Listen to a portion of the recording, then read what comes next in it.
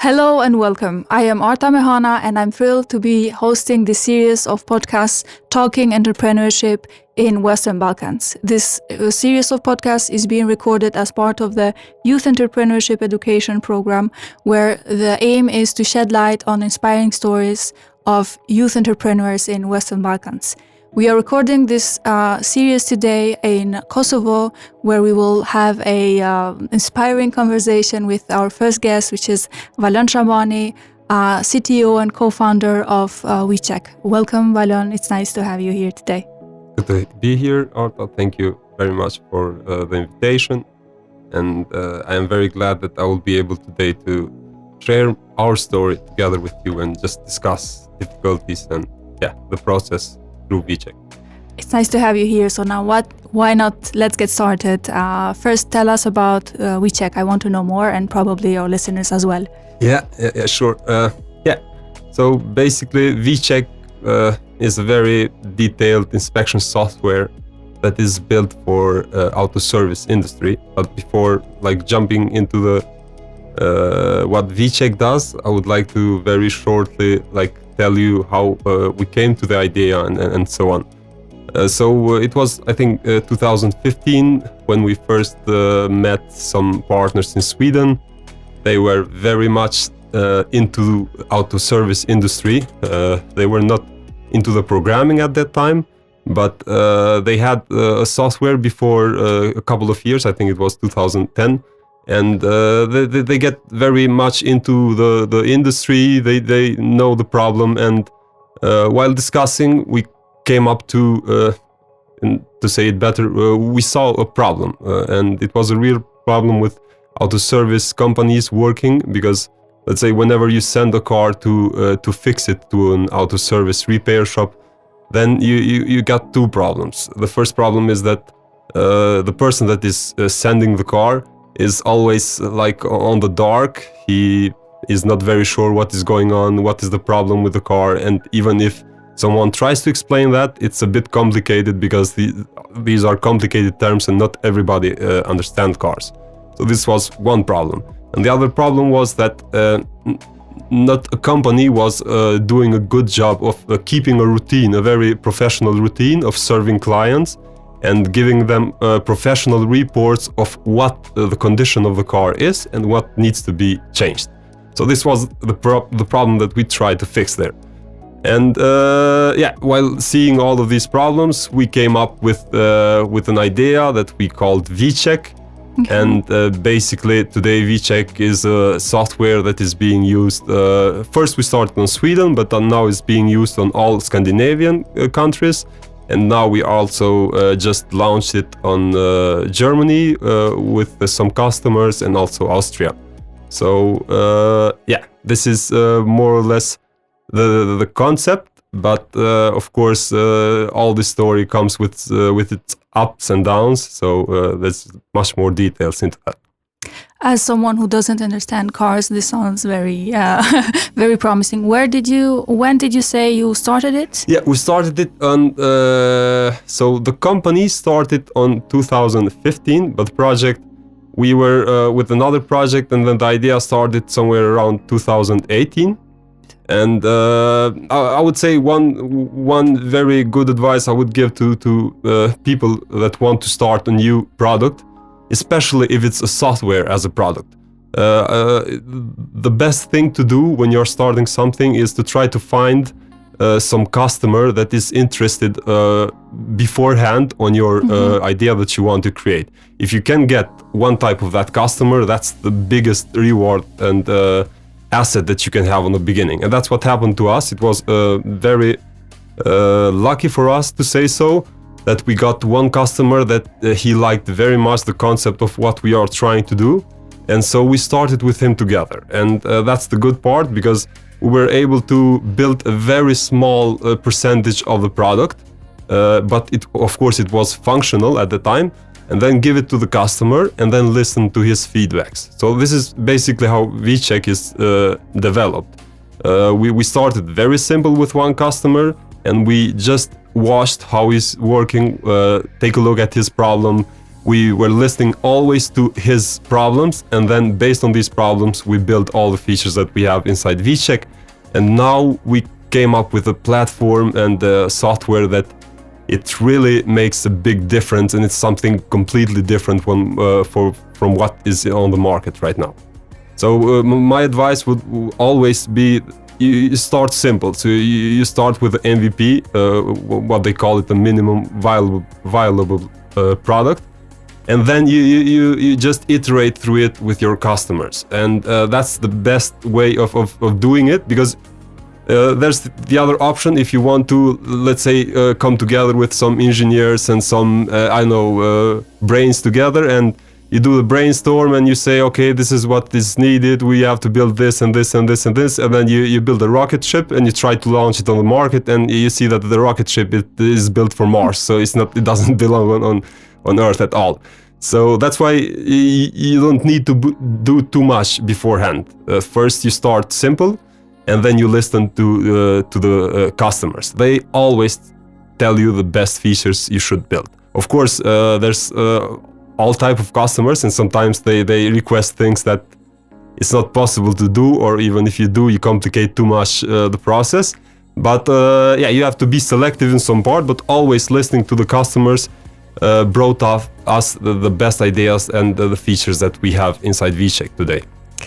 Now I have a question in my mind. I'm not sure, but from your conversation, you seem like you were very open-minded with your idea, accepting feedback from your customers and people that you talked with. What are some of the traits of an entrepreneur? Because entrepreneurial people sometimes are maybe a bit arrogant. They are very protective to their idea. They think this is the best idea. They don't listen to others much. They have this idea. They want to bring it to life, and sometimes their horizon may be a bit closed. So now I want to talk with you more about the traits of an entrepreneur. I mean, I got something from your conversation so far, but I would like to know more. Like, what are the traits of a successful entrepreneur in your field?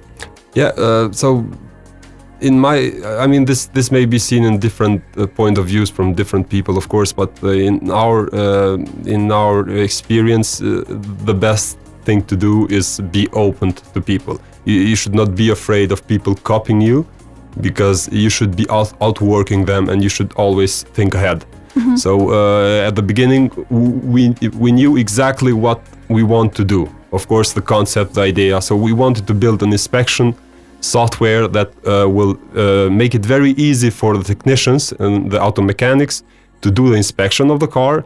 That inspection should go to a service advisor, which is sitting on a company, and the service advisor should put the prices of every service recommended and send it out to the customer, so that he can see the report, see what he is being recommended to change, and accept all of these. So you had a roadmap. Yes, this was like the three pillars that we started with, and we knew that this was our idea. We knew what we wanted to do, but exactly on what way should that be built should be done with the customer, because otherwise you could like miss out very much your points.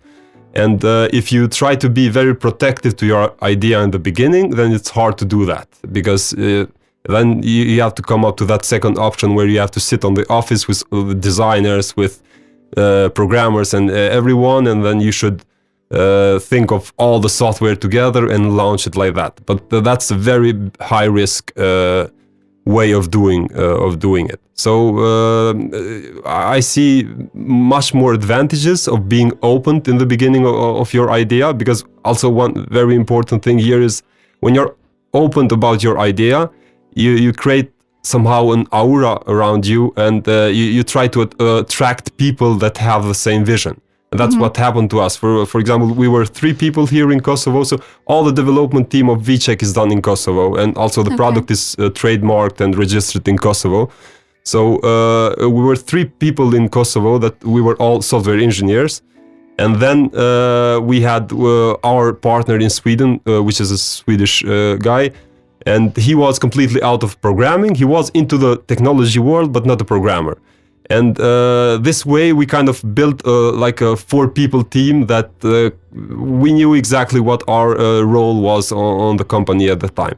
So also this is one point. So if you are very, closed with your idea and you don't want to discuss it with anyone, then you don't have actually the chance to build a very good team on the beginning, which is also one of the most crucial part of starting something.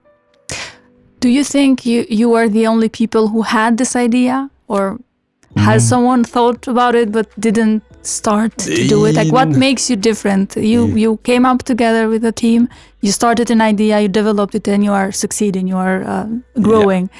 Yeah. So yes, there is some companies that I think we have some competitors, 3 or 4 big competitors. Okay.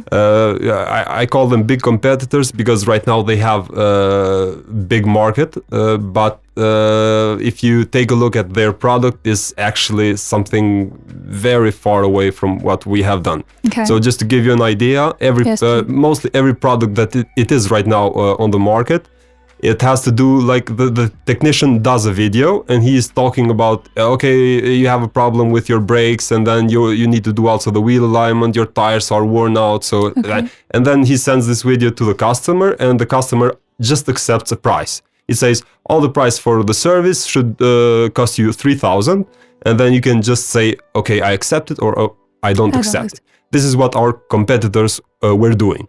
But in our idea, we had a completely different approach. We don't want the technicians to be video creators. That's the first thing. So we want technicians to be technicians and do the inspection only.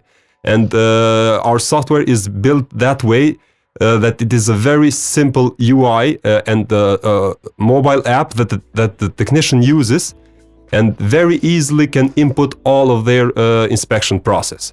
So we want to simplify the process for the technician and also optimize the process so he doesn't lose time. Because oftentimes when you want to create something, you kind of complicate things. So if you are building a software for the technician, and then instead of him doing the inspection for 5 minutes, now with your software it takes, 25 minutes, then you should have a very good reward afterwards if you want really to sell that product.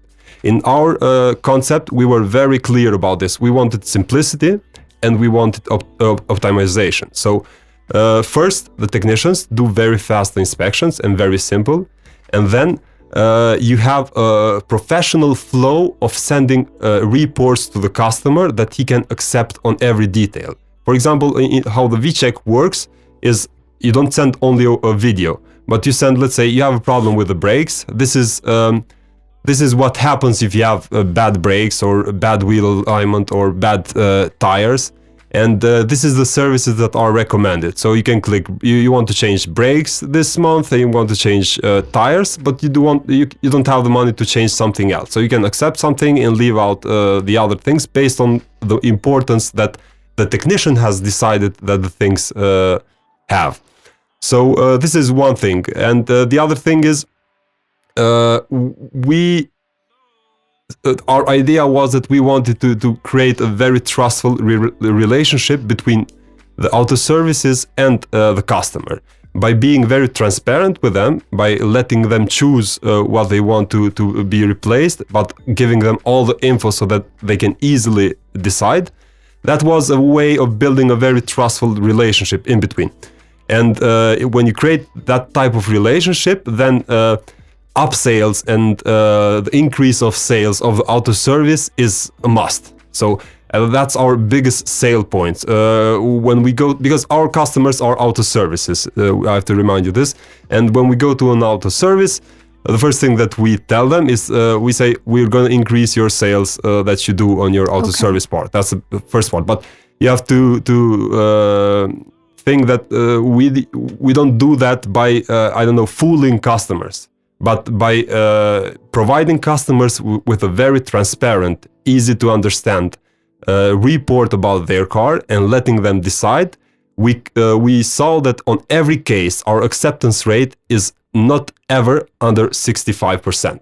So this means that 65% of the offers that are being sent from auto services are being accepted from the customer, and not sometimes this goes up to 80-90%, but 65 is the lowest number that we have on average from all of our customers. This is probably the longest conversation I've ever had about cars. As someone who doesn't speak cars, please explain. So you're telling me that your final customer is the auto service, or me as a car owner? Yeah, it's the auto service. Yes, now, exactly. can you tell me if I got a car, I hope I will buy soon. If I was the car owner, how do I benefit from your service? Yeah, you benefit because when you go, let's say, to an auto service, you send your car and then you go out, you will receive very shortly after the inspection is done, you will receive an SMS with a link, and it will say, "Hi Arta, we have carried out an inspection on your car, and please click on the link below to see the details and give us a response." Yeah. So you click on the link, and then you have everything there. You have a brakes problem. You see what is the millimeter of the brakes, what is the cost of the new brakes, how critical is this to be changed this month. You see also different colors. So if you have a red brake, it's a must replace thing. If you have an orange one, it's like a marginal in between. You can leave it for some time, but very soon it's going to be also must replace. So you as a car owner, you know exactly what is important for your car. And also you see a very detailed report of everything that is a problem on your car. And that way you maintain your car on the best possible way. So the report will be simple for me to understand, or do I have to tell to my brother or father? No, that's the idea, because this was also one of how to say, the problems on the beginning, because we said, okay, we are sending these SMSs, but what if the customer, the car owner, is old? What if he has 15 years and doesn't understand technology and is not sure how should he navigate through the link and so on?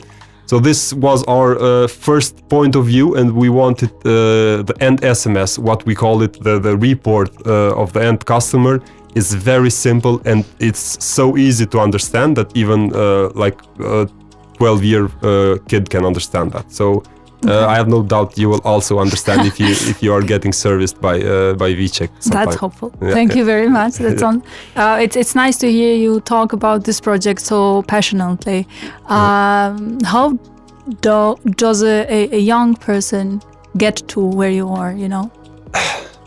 Well, this is I hear this question a lot, and I hear a lot of people answering this. So to be honest, I don't have like a very specific route you should follow. So the first thing that my advice is, you should do what it takes. In the beginning, I see a lot of people just starting like half a year of doing something, and then they get so, I don't know, they get so big on their head, then they stop doing like the things that they should be doing. So it's okay to be an employee because you understand the process from within. You understand how that part of industry works, and these are all must things that you should do upfront. Because if you start completely null, so from the beginning you want to create the company, you want to learn, you want to, of course you can do that, but it's a very hard process to do that.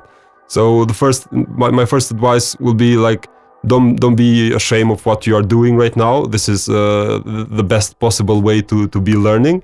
But at the end of the day, that's the question you should be asking yourself. With what you're doing right now, are you actually learning something? Because if you are doing just a routine job, then you should be somehow trying to get out of that. But if your job is actually bringing you information every day and you are gaining value as a person, then that's the right path. Because at some time you will see that, okay, now I feel confident and I want to start up a new project and a new business, whatever it takes. But if you are not first within the industry and you don't see how it works, then you have it much more problem to do something on that direction. So it takes a growth mindset, an entrepreneurial mindset to get started and then build roadmaps as you did to get to where you are. I want to know, what's your plan for the future? Where do you see VCheck? Where do you see Valon in the entrepreneurial waters? Yeah, so right now we are on the process of expanding and penetrating other markets on the Europe first, but then we would like to go in the US and UK. UK is a very big car market, I would say so. So that's the plan. The plan is now the product is pretty more completed, even that I could never say that because it's always on development and you should be always ahead of your competitors. Because let's say right now, maybe someone that wants to start a new idea comes at us, he wants a demo, and then he sees all the things that we have developed, and then he has a budget, I don't know, 20 million, 50 million, and then he builds a great team behind, and he can copy exactly what we have right now. But the thing is, he will always be years behind us because we're always planning ahead and we are listening to our customers. Since we have now a big customer base, now we have much more ideas, and these are all ideas and problems that are coming from the real environment. So that's the thing. You should always be ahead of your competitors by not stop doing what you are doing, and that's one thing. So of course we will always develop VCheck further.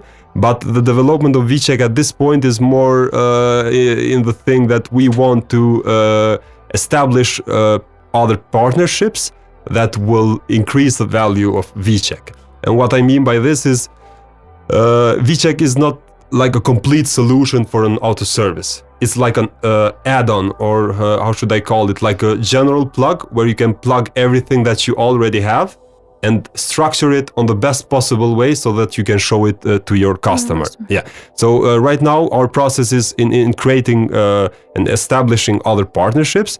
Let's say, for example, we are already integrated to more than 20 hardware devices. So that there are very big companies that do, for example, tire scanners. You drive through that and then you read the millimeters of the tire. So we are integrated to all of these devices, and whenever they do that, we receive the data directly on VCheck. Another thing that we are integrated, for example, is when you have one car inspected and then you know what the problem is. If you want to recommend services, you can directly open up a spare part web shop inside VCheck, and you can get all of the prices, the products for specific cars from within VCheck. So this is basically where we are standing right now. Right now, we just want to expand our partnerships, and we want to be VCheck as powerful as it can be, in the idea that you, on the end, have to use only one software that will connect all of different things that you are doing beforehand. So let's say if you are using an ERP or a CRM software, VCheck does not replace that, but it connects to that, so every information that it is important for the CRM, it sends and gets back. So basically, as I said, it's like a universal plug that you can connect everything into it and then structure it on the best possible way and show it for the customer. I am learning a lot today from you.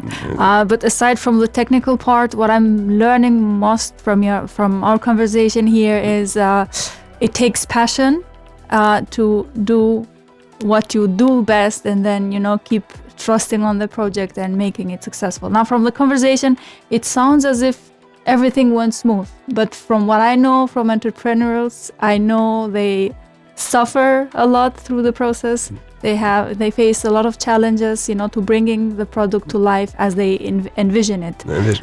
So I know it wasn't that easy. Yeah, of course.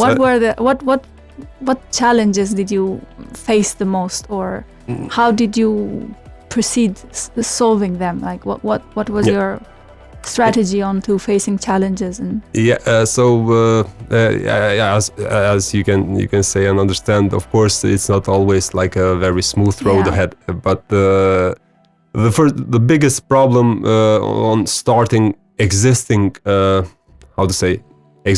existing products that are on the market is the competition, and it mostly has to do because these type of companies, they are very big right now, and they have a very big power across different... Take us to the beginning, to your stars, because that's where most of the listeners of this podcast are. They are at the very beginning. Now, what do they do before they get to the part where they fight with the competition and stuff like that? In the beginning. In the beginning. So that the hardest part, of course, is the team creation in the beginning. Okay. Is always, as I said, is the hardest part is to find a team that has the same vision, and exactly where each one position stands on that startup. So that was the hardest part on the beginning for us, and I am very happy to say that we were lucky with this, because we have everyone that started with us in the beginning, we still have within the company. Okay, the same so that's also one value that we are very proud of. The next thing after you do that is, of course, in the beginning, if you are doing self-investment startup, then of course it's the money. So of course, on the beginning you will have very low salaries. So I was a software developer. If at all. If at all, yeah. So I was a software developer, and we started the company. And at the beginning, if I would like to work to another company, I would be paid, let's say, 5 times more that I was getting paid from our initial startup. So that was one thing that most of the people are not willing to do. So if you will work for 1 year for a very low salary because you are building your own startup, that's not a bad thing. That's actually a very big commitment that you should be willing to do on the beginning, and most of the people don't. So besides the team, the second thing, of course, is the money. So if you don't have enough money to at least keep up for 2 years, it's very difficult to start up a new software. Because whatever you say, even if you know exactly what you should be doing, every feature that you should be developing, it's a problem to do it within 2 years and then get it out on the market and get the customer using it. So it's a very back and forth process, as I said. So after these 2 things, then the next thing was getting the first customer that trusts the idea and wants to be within the process together with us. And this actually was at that time one of the most problems. And when we achieved this, everything from there on, it felt smoother. So when we got the first customer, then we knew exactly that we were on the right track, because we were seeing our ideas helping them on the real environment. We would see technicians doing their job through our app. So for us, it was like a proof of concept, if I may say so. But also it was the push that we needed for every milestone to achieve, because from there on, we were actually being told for every good feature that we should have. So we should, what we will be doing now and on is just listen to our customers, just filter a bit their feedbacks, because sometimes, as I said, there are very, some things that you can do what the customer requests. But it's a very good thing if you are in a position where you are feeded up with ideas, and then you can choose what is good for your vision, what aligns with your ideas, and then just implement that. So right now I will tell you what my takeaways from this conversation are, and then you tell me if I'm right. Yeah. Okay. To be a successful entrepreneur in Western Balkans, you need passion, you need patience, you need to trust the idea, you need to be open-minded to feedback, and you need to listen to the customer, right? Yeah, it's a very good summary. I didn't know that we got to cover up all these points. Actually, but it's a very good summary. Yeah, I would say so. That would be my advice. It was a very nice conversation with you. Thank you so much. Any last words you would say to the ones who are listening to this podcast?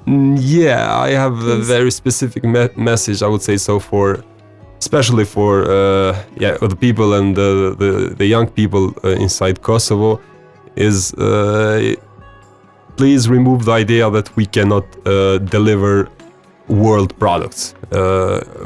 Not just my case with VCheck, think big, huh? Yeah, think big, because you see a lot of examples, and with the technology that is being used nowadays, actually the world is just one big market. So you should think of the world as one big market, and your ideas should align with that. So Of course, you have very local ideas sometimes, and that's also very good. It's good. Some people don't want to get very big. They want just something local for themselves and so on.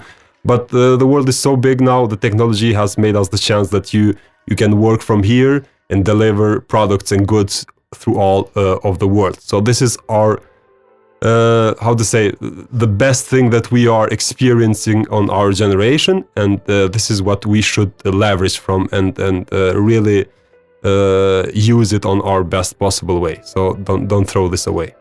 Okay. So being from Kosovo, from Western Balkans, is not an excuse for not hoping, working, and thinking big. Yeah, exactly.